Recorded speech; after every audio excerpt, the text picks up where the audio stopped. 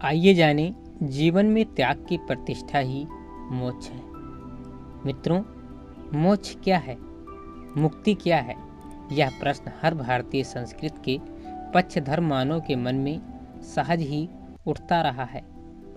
सदा से ही उसके पृथ्वी पर आविर्भाव के काल से कई व्यक्ति यह समझते हैं मोक्ष मरने के बाद शरीर रूपी बंधन के टूटने के बाद ही मिलता है।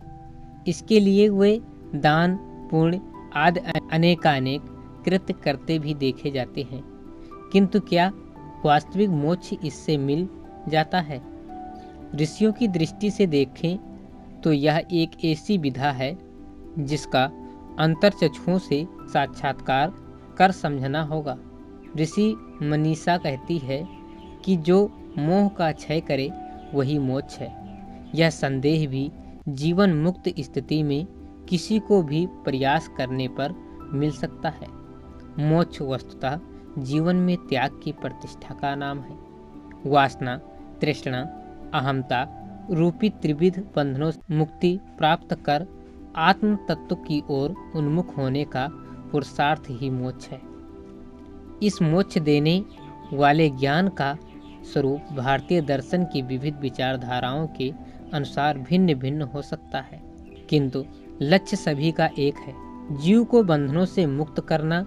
वस्तुतः मानव जीवन मिला ही इसलिए है कि हर व्यक्ति इस परम पुरुषार्थ, जिसे निर्वाण, मुक्ति या अपवर्ग कुछ भी नाम दे दें, के लिए कर्म कर परम तत्व की प्राप्ति हेतु इस सुयोग को सार्थक बनाए। मोक्ष प्राप्ति हेतु किए जाने वाले इस कर्म को यदि जीवन जीने की कला कहा जाए तो अत्युक्ति नहीं कहना चाहिए। गीता में योगेश्वर कृष्ण इस काल का, जिसमें बंधन मुक्ति या मोक्ष प्राप्ति का संदेश किया गया है, बड़ा ही सुंदर शिक्षण धनंजय को देते हैं। मोक्ष को गीताकार जीवन के एक सकारात्मक पक्ष के रूप में लेता है। कर्म करते हुए वह उन्हें मन से परम सत्ता को अर्पण करते हुए यदि कोई पुरुषार्थ करता है तो वह मोक्ष इस जीवन में ही पा लेता है। कर्म करते हुए व्यक्ति को अनेकानेक बंधनों को काटना पड़ता है, जिसमें लोभ प्रधान, मोह प्रधान, अहम प्रधान ये तीन प्रमुख हैं। बंधन सदा दुष्प्रवृत्तियों के ही होते हैं। उनसे छुटकारा पा लेना, ज्ञान द्वारा भव बंधनों से मुक्ति पा लेना ही मोक्ष है।